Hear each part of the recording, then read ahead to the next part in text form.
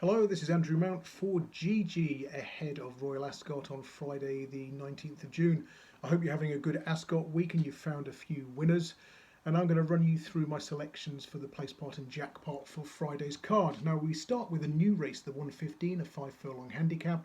Hopefully the high draw bias is still intact and we can side with a couple from high stalls today. The first one is Keep Busy for the John Quinn yard. She was a listed winner at Chantilly on heavy ground last back end. She's won on a quicker surface and she really caught the eye at Sandown last Saturday when finishing second at 16-1 in listed company from stall 1. That rail draw at Sandown not the advantage it used to be. In fact, only something like 2 of the last 46 stall 1 winners have won, whereas going back a few years ago it used to be a case of stalls 1 or 2 could be backed blind and show a profit. So I'm upgrading that run. And I also like Mighty Spirit, another one drawn high, this one trained by Richard Fahey. She ran a blinder when 6th of 25 over course and distance in the Queen Mary last year. She actually did second best of those to race on the far side of the track, finding only Liberty Beach too good on her flank.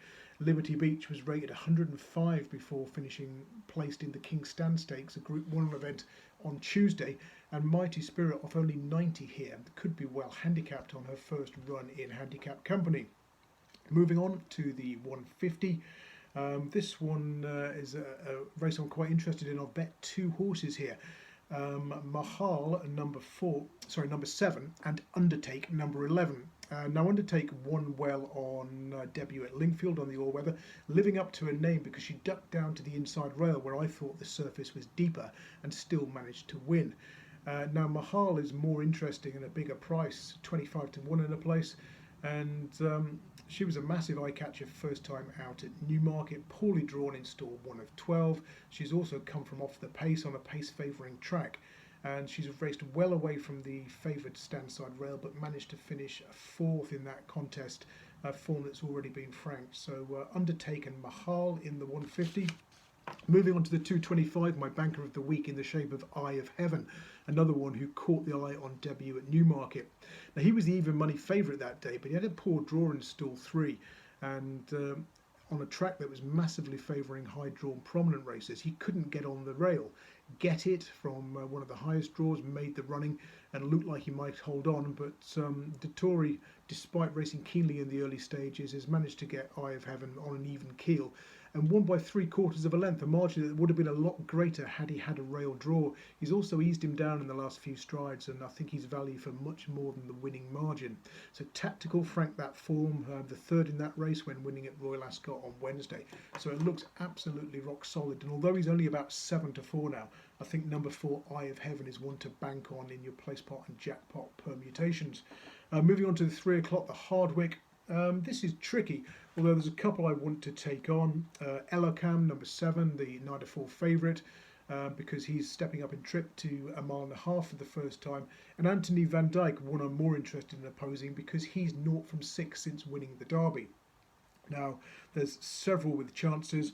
Ones I like, number 11, Fanny Logan, who allowed the winner first run when beaten on her comeback at Haydock. She'll improve for that, and she's won 4 from 6 now since Hooded, with the other defeat coming in the Breeders' Cup. And last year's winner Defoe, number 4, should also go well now that he's had a run. If you want one at a massive price, don't ignore Desert Encounter.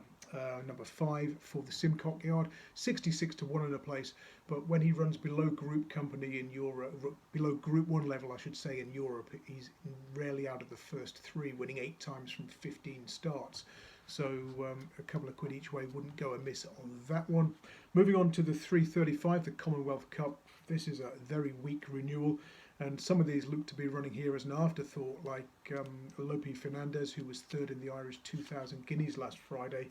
The one I put up as a recommendation that I've not bet him is Golden Horde, number 3, making his seasonal reappearance, but ran a good race at Newmarket in the Middle Park behind Earthlight when last seen, and should go well from the front from what looks a good draw. Finally, it's the 410, the Queen's Vase, the last leg of the Placepot and the Jackpot. Aidan O'Brien's got a great recent record in this race, 19 runners in the last 10 years, 5 wins and 5 places, just better than 50% for place potters. So maybe just put his 2 runners in there, number 5 Nobel Prize and number 8 Santiago. That's it from me. Best of luck on Friday if you're having a bet. Cheers.